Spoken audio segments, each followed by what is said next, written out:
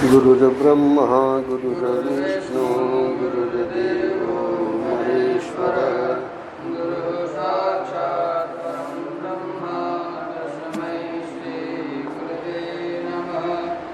रामं रामानुजं सीतां भरतं भरतानुजं सुग्रीवं वायुसूनुं च प्रणमामि पुनः पुनः। नमोऽस्तु रामाय सलक्ष्मणाय च तस्यै जनकात्मजायै। नमोऽस्तु रुद्रेन्द्रयमानिलेभ्यो नमोऽस्तु चन्द्रार्कमरुद्गणेभ्यः। नारायण नारायण नारायण नारायण। प्रसंग श्रीमद् वाल्मीकि रामायण के युद्ध कांड का चल रहा है। 18वें अध्याय में कल ये बात बताई गई कि जब सुग्रीव ने भगवान को ये खबर दी कि विभीषण रावण के छोटे भाई शरण प्राप्त करने के लिए आए हैं, तो सुग्रीव ने ये भी बताया कि मेरी दृष्टि में वो ठीक नहीं है। उनके साथ जो 4 सचिव हैं इन सब का वध कर देना चाहिए। बहुत प्रशंसा करी भगवान ने और फिर कहा कि आप लोग भी, हनुमान जाम्बवान आदि जो बैठे हैं, वो भी अपनी सम्मति दें। तो हनुमान जी ने कहा कि वो नीच पुरुष के पास से हटकर और श्रेष्ठ पुरुष के पास आया है, तो इसलिए इसमें थोड़ा विचार करना चाहिए कि हमारे काम का होगा। भगवान ने फिर कहा कि ये बात हनुमान जी की उचित है, दोष भले हो पर अगर वो शरण में कोई भी व्यक्ति आ गया हो तो उसे श्रेष्ठ पुरुष लोग शरण में ले लेते हैं। सुग्रीव को ये बात नहीं जची, तो सुग्रीव ने फिर कहा कि मैं तो यही समझता हूँ कि ये राक्षस रावण का भेजा हुआ है और इसको मंत्रियों सहित वध कर देना ही उचित है। अब भगवान ने यद्यपि हनुमान जी की बात पूरी होने के बाद सुग्रीव को ही समझाने के लिए कुछ महत्वपूर्ण बातें बताई, पर सुग्रीव ने उसकी ओर ज़्यादा ध्यान नहीं दिया। अब भगवान राम क्या कहते हैं? हे वानर राज, सुग्रीव को कहते हैं। 22वां श्लोक। विभीषण दुष्ट हो या साधु, 18वें अध्याय में 22वें श्लोक में भगवान कह रहे हैं कि सुनो,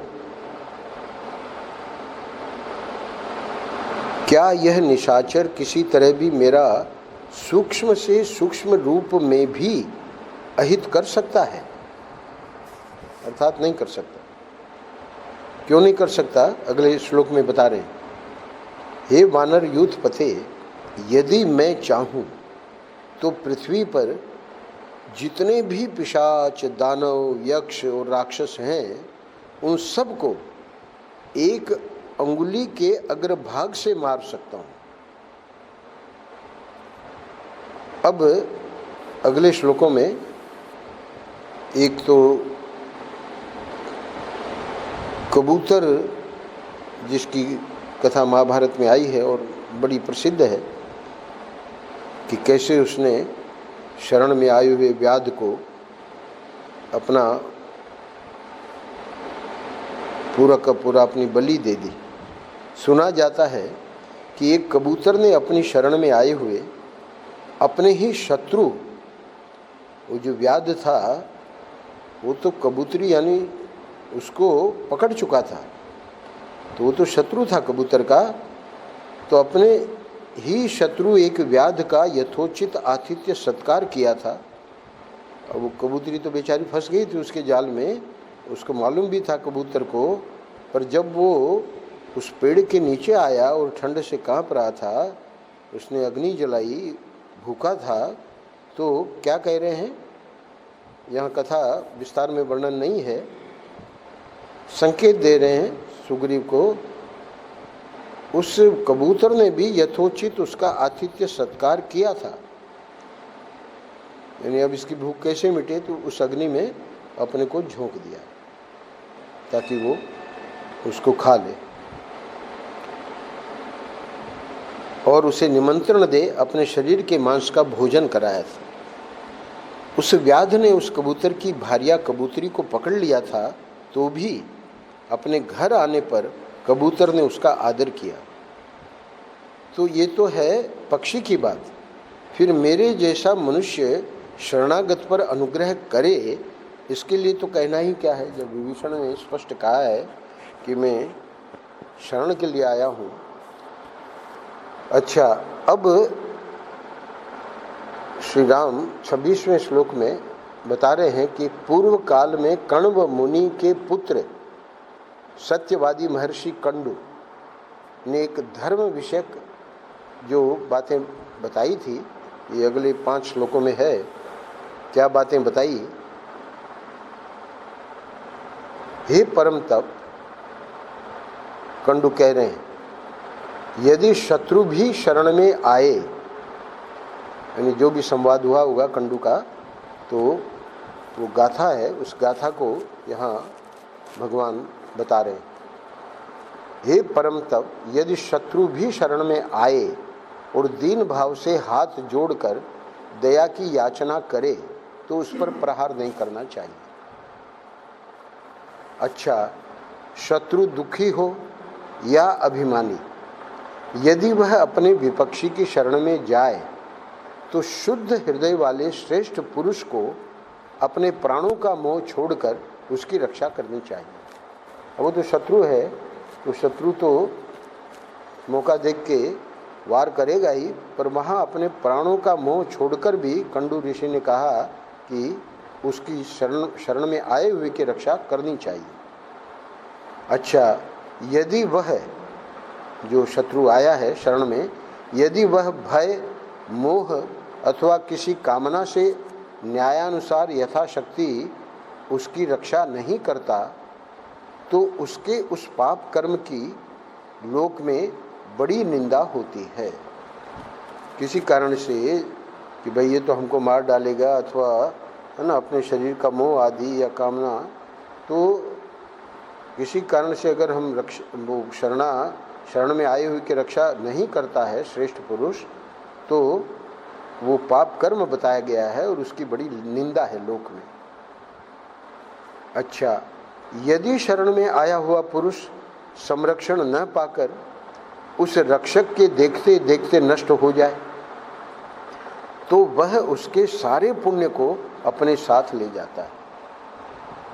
आया था शरण में, श्रेष्ठ पुरुष शरण दे सकता था, नहीं दी और उसको समझो कि मार दिया गया, तो अब होगा क्या कि जिसने शरण नहीं दी उसका पुण्य जो है वो चला जाता है उसके साथ। तो इस प्रकार शरणागत की रक्षा न करने में महान दोष बताया गया है। शरणागत का त्याग स्वर्ग और सुयश की प्राप्ति को मिटा देता है। यहाँ प्रसंग ये चल रहा है, सुग्रीव का ये कहना है कि इसका वध कर दिया जाए अथवा इसका त्याग कर दिया जाए, तो वो तो स्वर्ग और सुयश की प्राप्ति को मिटा देता है शरणागत का त्याग, और मनुष्य के बल और वीर्य का नाश करता है। इसलिए अब अपना निर्णय देते हैं भगवान। इसलिए मैं तो महर्षि कंडू के उस यथार्थ और उत्तम वचन का ही पालन करूंगा, क्योंकि वह परिणाम में धर्म, यश और स्वर्ग की प्राप्ति कराने वाला है। अच्छा, यहाँ कह के रुके नहीं भगवान, अब इस श्लोक के द्वारा, जो कल मैंने बताया था 33वां श्लोक, ये शरणागति प्रसंग का बहुत ही अद्भुत श्लोक है, क्योंकि भगवान का व्रत, भगवान अपने व्रत का इसमें वर्णन कर रहे हैं। सकृदेव प्रपन्नाय तवास्मी इति च याचते अभयम सर्वभूतेभ्यो ददामि एतद् व्रतम मम। जो एक बार भी शरण में आकर मैं तुम्हारा हूँ ऐसा कहकर मुझसे रक्षा की प्रार्थना करता है, उसे मैं समस्त प्राणियों से अभय कर देता हूँ। यह मेरा सदा के लिए व्रत है। तो कंडू और एक कबूतर वाली बातें तो गौण हैं, हाँ, तो भगवान स्वयं और उनके लिए, उनकी शरण में आया है विभीषण, तो ये तो भगवान का व्रत ही है। और परम पूज्य महाराज ने जब इसी प्रसंग पर दिल्ली में प्रवचन किए तो बड़े विस्तार में विभीषण शरणागति पर बोले हैं, करीब करीब 40 पृष्ठों में ये पूरे प्रसंग को वहाँ लिया है, क्योंकि बहुत महत्वपूर्ण प्रसंग है साधकों के लिए। क्योंकि उनको जब ये विश्वास हो जाता है, एक प्रकार का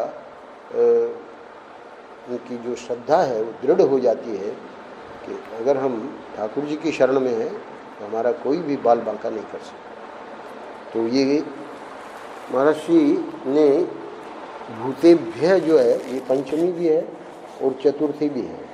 तो इसी श्लोक में दो अर्थ, सर्वभूतेभ्य में चतुर्थी विभक्ति है, जिसका अर्थ होता है कि चाहे पशु हो, पक्षी हो, देवता हो, दानव हो, कोई भी प्राणी क्यों न हो, वह यदि शरण में आ जाए तो उसको मैं यानी ठाकुर जी अभय दान देता हूँ। तो कल हमने चतुर्थी का अर्थ नहीं बताया था, पंचमी का बताया था। पंचमी क्या है? लेकिन यदि सर्वभूतेभ्य में पंचमी विभक्ति मानी जाए, जो व्याकरण के जानकार हैं तो सर्वभूतेभ्य चतुर्थी में भी आता है, पंचमी में भी आता है। तो पंचमी विभक्ति अगर मानी जाए तो इसका अर्थ होता है कि मैं उसको संपूर्ण प्राणियों से निर्भय कर देता हूँ। तो एक अर्थ है कि संपूर्ण प्राणियों को, जो भी कोई शरण में आवे, उन सबको, इसमें मनुष्य ही आवे उनको मैं निर्भय करता हूँ, ऐसा नहीं, सभी प्राणियों को, देवता हो, दानव हो, पक्षी हो, पशु हो। और पंचमी में अर्थ निकलेगा कि सब भूतों से। तो सब भूतों से का अर्थ है, भगवान कहते हैं कि अभयदान देना मेरा व्रत है, उसको दे देने के बाद मनुष्य को पशु, पक्षी, देवता, दानव, स्वर्ग, नरक, जन्म, मृत्यु, लोक, परलोक, यानी यहाँ तो विभीषण है, राक्षस है भले, तो इसको अब किसी से भी किसी प्रकार का भय नहीं रह जाता। दोनों बातें हैं, किसी से भी भय नहीं रह जाता और किसी प्रकार का भय नहीं रह जाता। तो महर्षि कहते हैं कि यही बात वेदांत में भी होती है। यहाँ तो भक्ति का प्रसंग है, शरणागति, तो वहाँ क्या होता है वेदांत में? वहाँ तत्व ज्ञान से अभय पद की प्राप्ति होती है। यानी जो अद्वितीय तत्व है वो दूसरा वहाँ कुछ है ही नहीं, सच्चिद आनंद ब्रह्म जो है वो अद्वितीय है। तो उस निष्ठा में जो महापुरुष चले जाते हैं वो तो जानते हैं कि ये सब पूरा का पूरा प्रतीति मात्र है, सच्चा है नहीं। तो वेदांत में भी अभय का प्रसंग है, पर वो जो है उसका सिद्धांत जो है वो अपनी जगह पर है। यहाँ भक्ति निष्ठा में शरणागति से अभय पद की प्राप्ति होती है। तो ये 33वां श्लोक बहुत ही महत्वपूर्ण है। ऐसा हमारा विश्वास हो जाए, दृढ़ श्रद्धा हो जाए, तो फिर वो व्यक्ति निर्भीक रहता है। अतः हे कपिश्रेष्ठ, हे सुग्रीव, वह विभीषण हो या स्वयं रावण आ गया हो, अगले श्लोक में तो और गजब की बात कहते हैं। कल्पना करो कि रावण ही आ जाए, कोई भी हो, तुम उसे ले आओ, मैंने उसे अभयदान दे दिया। भगवान श्री राम का यह वचन सुनकर वानर राज सुग्रीव ने सौहार्द से भरकर उनसे कहा। अब उनका हृदय पलट जाता है सुग्रीव का। ये जब बात सुनते हैं तो कहते हैं कि हे धर्मज्ञ, हे लोकेश्वर शिरोमणि, आपने जो ये श्रेष्ठ धर्म की बात कही है इसमें क्या आश्चर्य है, क्योंकि आप महान शक्तिशाली और सन्मार्ग पर स्थित हो। ये सुग्रीव 37वें श्लोक में एक बात कहने जा रहा है, उस पर ध्यान दीजिएगा। यह मेरी अंतरात्मा भी विभीषण को शुद्ध समझती है। हनुमान जी ने भी अनुमान और भाव से उनकी भीतर बाहर सब ओर से भली भांति परीक्षा कर ली है, यानी उन्होंने तो वक्तव्य दिया ही, पर अब यहाँ ये एक बहुत रहस्य की बात बता रहा है कि भले सुग्रीव ने विरोध किया कि इनको मार डालना चाहिए आदि आदि, पर अब कह रहा है कि सचमुच में उसकी अंतरात्मा की जो आवाज़ है वो तो विभीषण को शुद्ध ही मान रही है। जस स्वामी करके शर्मा जी जानते हैं शायद, तो आँख का ऑपरेशन हुआ, महर्षि का लीला स्मरण हुआ, तब तक वो लेंस की उस समय पद्धति 33 साल पहले नई नई थी, पर वो एक अमृतसर में कोई डॉक्टर थे, सिख शायद, तो वो सिख जो हैं वो करते थे, लेंस डालते थे, लेंस डलवा के आ गए थे, तो महर्षि का लीला स्मरण हो गया। खैर, जब दूसरी आंख का ऑपरेशन होना हुआ तो एक सत्यानंद जी कृपा विलास के हैं, उनसे भी राय ली। अब हम चूँकि आँख के डॉक्टर रहे हैं तो हमसे भी राय ली। तो क्या होता है कि जब कोई ऑपरेशन एक आँख का करवा लेता है और वो सफल हो जाता है तो फिर कोई ज़्यादा राय की ज़रूरत नहीं है, उसी डॉक्टर से दूसरी आँख का करवा लो। करवाया, करवाने के बाद आए, इन्फेक्शन हो गया, आँख का ऑपरेशन बिगड़ गया, आँख निकलवानी पड़ी। उन्होंने बाद में हमको बताया, बोले कि हमने परामर्श तो आपसे भी किया, सत्यानंद जी से भी किया, पर हमारी अंतरात्मा जो थी वो यही कह रही थी कि वहाँ ऑपरेशन मत करो। ये जब मैंने पंक्ति पढ़ी, देखिए क्या कह रहा है सुग्रीव, अब इस बात को प्रकट कर रहा है, ये मेरी अंतरात्मा भी विभीषण को शुद्ध समझती है। हनुमान जी ने भी अनुमान और भाव से उनकी भीतर बाहर सब ओर से भली भांति परीक्षा कर ली। इसका अर्थ यही है कि अंतरात्मा की आवाज़ व्यक्ति को अवश्य सुननी चाहिए, क्योंकि स्वयं परमात्मा उसको बता रहा है कि अब वहाँ ऑपरेशन मत कराओ। अतः हे रघुनंदन, अब विभीषण शीघ्र ही यहाँ हमारे जैसे होकर रहें और हमारी मित्रता प्राप्त करें। अब बिल्कुल उसका जो है विचार बदल गया है और कह रहा है कि अब भले वो आ जाएं। तदनंतर वानर राज सुग्रीव की कही हुई वह बात सुनकर राजा श्री राम शीघ्र आगे बढ़कर विभीषण से मिले, मानो देवराज इंद्र पक्षीराज गरुड़ से मिल रहे हैं। अब इसका वर्णन 39वें श्लोक का अगले अध्याय में कर रहे हैं, कैसे वो वहाँ से ऊपर से उतरे।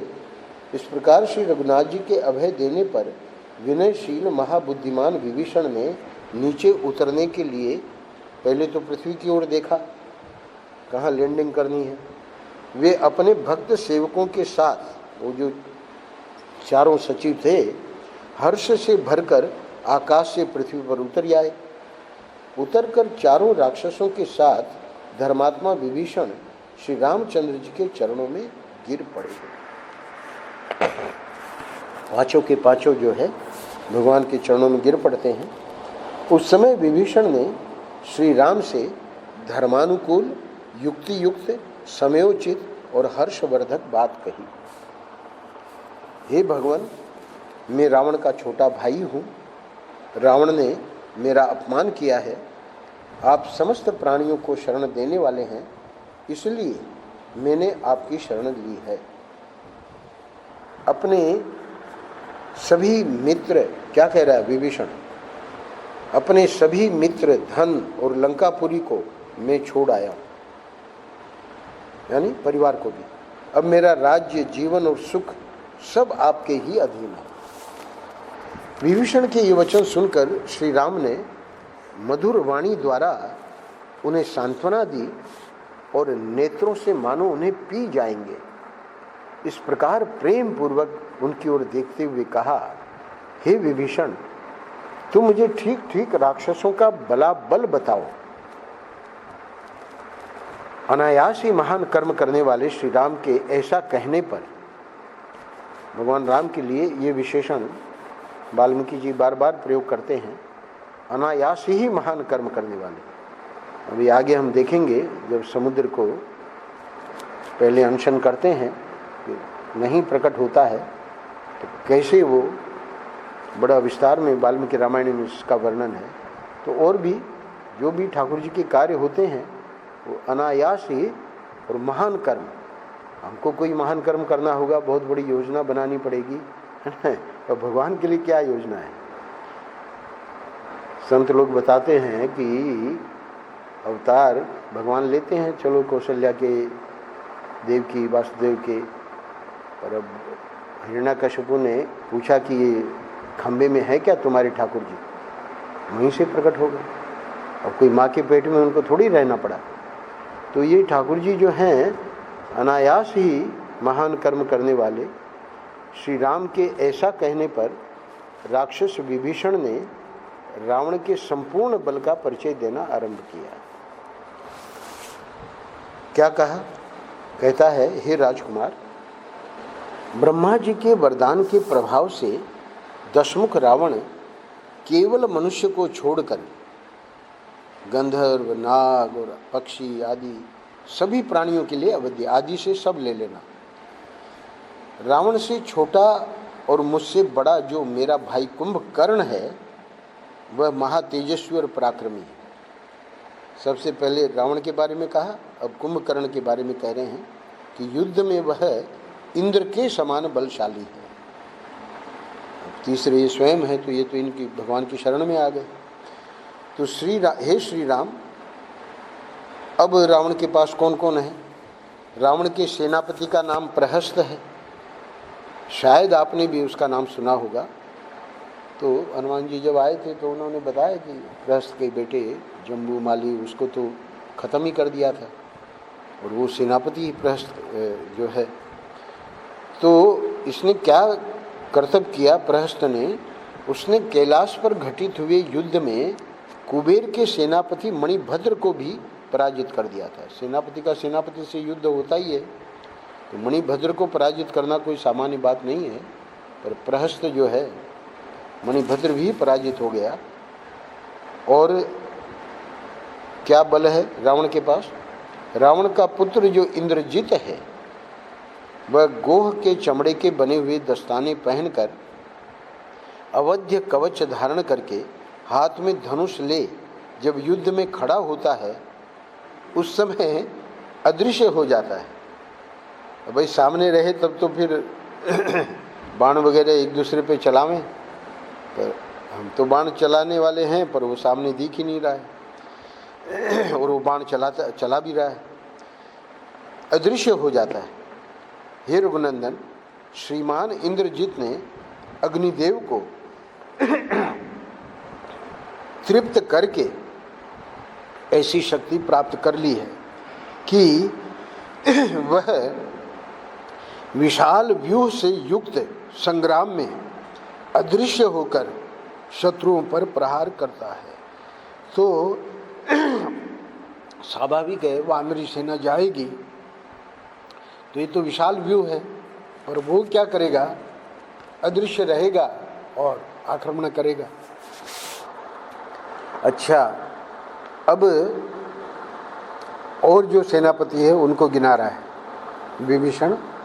महोदर, महापार्श्व और अकंपन, ये तीनों राक्षस रावण के सेनापति हैं। प्रहस्त तो मुख्य है, बाकी ये उपसेनापति कह लो, और युद्ध में लोकपालों के समान पराक्रम प्रकट करते हैं। अच्छा, ये तो हो गए मुख्य। अब लंका में रक्त और मांस का भोजन करने वाले और इच्छानुसार रूप धारण करने में समर्थ जो 10 कोटि सहस्र, 10 कोटि सहस्र कितना हुआ? 1 खरब, 1 खरब राक्षस निवास करते हैं। अरब तो आपने सुनी रखा होगा, अरब से भी बड़ी संख्या है खरब। उन्हें साथ लेकर राजा रावण ने लोकपालों से युद्ध किया था। उस समय देवताओं सहित वे सब लोकपाल दुरात्मा रावण से पराजित हो भाग खड़े हुए। अब क्योंकि उसने तो बलाबल बता दिया, पर भगवान विभीषण को बता रहे हैं कि तुम जिनकी तुमने शरण ली है तो मेरे बारे में भी सुन लो। विभीषण की यह बात सुनकर रघुकुल तिलक श्री राम ने मन ही मन उस सब पर बारंबार विचार किया और फिर इस प्रकार कहा, हे विभीषण, तुमने रावण के युद्ध विषयक जिन जिन पराक्रमों का वर्णन किया है उन्हें मैं अच्छी तरह जानता हूँ। यानी कोई नई बात नहीं बताई, भगवान जितना जानते हैं उसी के अंदर वर्णन है। परंतु सुनो, मैं सच कहता हूँ कि प्रहस्त और पुत्रों के सहित रावण का वध करके मैं तुम्हें लंका का राजा बनाऊंगा। बोली कि हो सकता है रावण कहीं छुप जाए, रावण रसातल या पाताल में प्रवेश कर जाए अथवा पितामह ब्रह्मा जी के पास चला जाए तो भी वह अब मेरे हाथ से जीवित नहीं छूट सकेगा। क्या प्रमाण है? प्रमाण सौगंध खाके, मैं अपने तीनों भाइयों की सौगंध खाकर कहता हूँ, उसमें एक भाई तो बगल में ही है, कि युद्ध में पुत्र, भृत्यजन और बंधु बांधवों सहित रावण का वध किए बिना मैं अयोध्यापुरी में प्रवेश नहीं करूंगा। क्या गजब है! अनायास ही महान कर्म करने वाले श्री रामचंद्र जी के, फिर से वही विशेषण प्रयोग कर रहे हैं वाल्मीकि जी, अनायास ही महान कर्म करने वाले श्री रामचंद्र जी के, यानी ये तो लीला थी उनकी। वो चाहते तो ये पूरे सबके लिए कुछ इतना सब युद्ध वगैरह, क्योंकि शास्त्रों में 2 ही युद्ध हैं, एक तो महाभारत का युद्ध और एक ही राम रावण का युद्ध। तो महाभारत की युद्ध की तो उपमा भी हो सकती है, पर शास्त्रों में ये बात आई है कि राम रावण के युद्ध की कोई उपमा ही नहीं है। इतना तो ये क्या है? ये लीला है, क्योंकि इस वाक्य से, इन भगवान के वचनों से स्पष्ट पता लगता है कि वो तो खेल खेल रहे थे। अनायास ही महान कर्म करने वाले श्री रामचंद्र जी के ये वचन सुनकर धर्मात्मा विभीषण ने मस्तक झुकाकर उन्हें प्रणाम किया और फिर इस प्रकार कहना आरंभ किया। क्या कहता है? हे प्रभु, राक्षसों के संहार में और लंकापुरी का आक्रमण करके उसे जीतने में मैं आपकी यथाशक्ति सहायता करूंगा। अब जो भगवान ने कह दिया कि तेरे को राज्य दे दूंगा, तो अब वो सहायता तो करनी ही करनी है। तथा प्राणों की बाजी लगाकर युद्ध के लिए रावण की सेना में भी प्रवेश करूंगा। सेना में प्रवेश करने का अर्थ होता है कि बहुत बड़ी रिस्क लेना। तो वहाँ तक ये विभीषण कहता है। विभीषण के ऐसा कहने पर भगवान श्री राम ने उन्हें हृदय से लगा लिया और प्रसन्न होकर लक्ष्मण से कहा। अब ये जो शरणागति वाली बात है, ये यहाँ पर कितना यानी प्रेम एक दूसरे से। और अब लक्ष्मण को क्या कह रहे हैं? दूसरों को मान देने वाले हे सुमित्रा नंदन, एक काम तुम करो। क्या? तुम समुद्र से जल ले आओ और उसके द्वारा इन परम बुद्धिमान राक्षस राज विभीषण का लंका के राज्य पर शीघ्र ही अभिषेक कर दो। मेरे प्रसन्न होने पर इन्हें यह लाभ मिलना ही चाहिए। उनके ऐसा कहने पर सुमित्रा कुमार लक्ष्मण ने मुख्य मुख्य वानरों के बीच महाराज श्री राम के आदेश से विभीषण का राक्षसों के राजा के पद पर अभिषेक कर दिया। भगवान श्री राम का यह तात्कालिक प्रसाद यानी अनुग्रह देखकर जितने वहाँ वानर थे सब वानर हर्ष ध्वनि करने और महात्मा श्री राम को साधु साधु बात देने लगे। तत्पश्चात अब हनुमान और सुग्रीव, क्योंकि अब तो मित्रता हो गई, अब विभीषण से पूछ रहे हैं कि आप ये बताइए कि इसको पार कैसे करें। हे राक्षस राज, हम सब लोग इस अक्षोभ्य समुद्र को महाबली वानरों की सेनाओं के साथ किस प्रकार पार कर सकेंगे।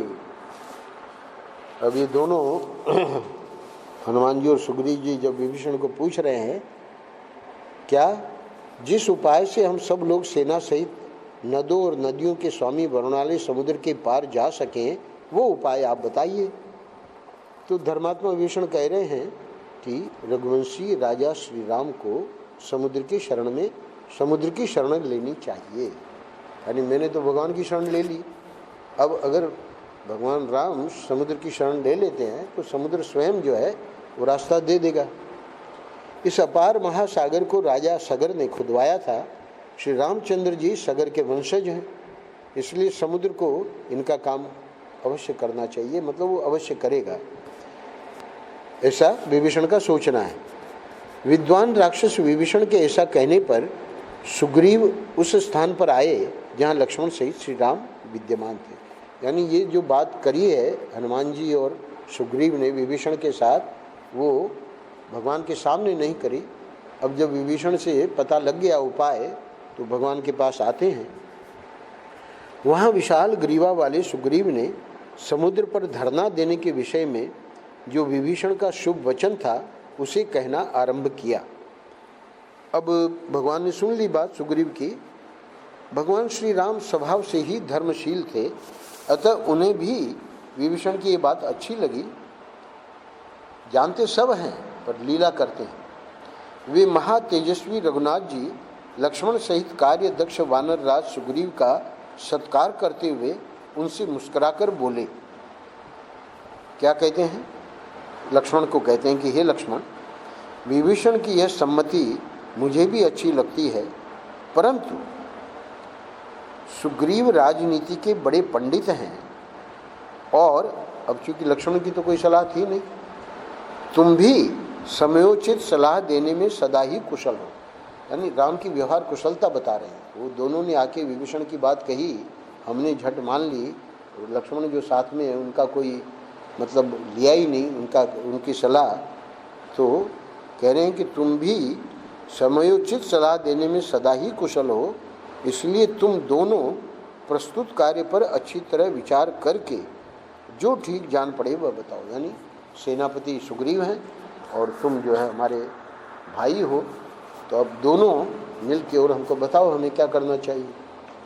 तो यहाँ ये अध्याय पूरा होता है 4 श्लोकों में। भगवान श्री राम के ऐसा कहने पर वे दोनों वीर सुग्रीव और लक्ष्मण उनसे आदरपूर्वक बोले। ये प्रसंग रामचरितमानस से भिन्न है। यहाँ पर वाल्मीकि रामायण में दोनों क्या कहते हैं? हे पुरुष सिंह रघुनंदन, इस समय विभीषण ने जो सुखदायक बात कही है वह हम दोनों को क्यों नहीं अच्छी लगेगी। इस भयंकर समुद्र में पुल बांधे बिना इंद्र सहित देवता और असुर भी इधर से लंकापुरी में नहीं पहुंच सकते। इसलिए आप शूरवीर विभीषण के यथार्थ वचन के अनुसार ही कार्य करें। अब अधिक विलंब करना ठीक नहीं है। इस समुद्र से यह अनुरोध किया जाए कि वह हमारी सहायता करे, जिससे हम सेना के साथ रावण पालित लंकापुरी में पहुंच सकें। उन दोनों के ऐसा कहने पर श्री रामचंद्र जी उस समय समुद्र के तट पर कुश बिछाकर उसके ऊपर उसी तरह बैठे जैसे वेदी पर अग्निदेव प्रतिष्ठित होते हैं। यहाँ 19वां अध्याय पूरा होता है। वहाँ देव देव आलसी पुकारा करके लक्ष्मण जी की ये सलाह नहीं है कि इस प्रकार अनशन किया जाए, और आगे चल के भी ये जो पुल बांधा गया है उसमें भी भिन्नता है, क्योंकि वहाँ तो वो तैरते थे, उनको वो वरदान था, पर वाल्मीकि रामायण में उस वरदान का वर्णन नहीं है। बाकायदा पुल बनाया गया तो बड़ा विस्तार में उसका वर्णन है। पहले दिन कितना, दूसरे दिन कितने योजन, तीसरे दिन 5 दिन में पुल बना। तो ये प्रसंग आगे आवेंगे क्रमशः। और ये बहुत बातें वाल्मीकि रामायण से जानने लायक है, क्योंकि ये इतिहास है। नारायण नारायण नारायण नारायण। श्री राम जय